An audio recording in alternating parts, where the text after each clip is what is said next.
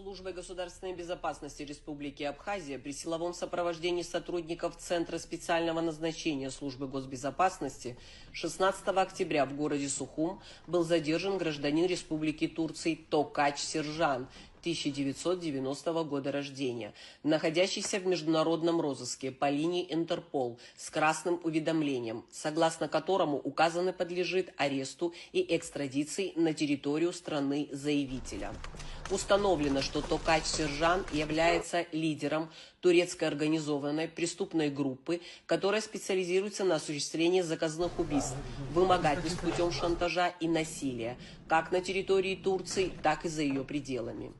По имеющейся оперативной информации, задержанный прибыл в Республику Абхазия незаконным путем в обход установленных пунктов пропуска по реке Ингур с целью скрыться от уголовного преследования. Задержанный доставлен в здание службы госбезопасности. Проводятся дальнейшие оперативно-следственные мероприятия.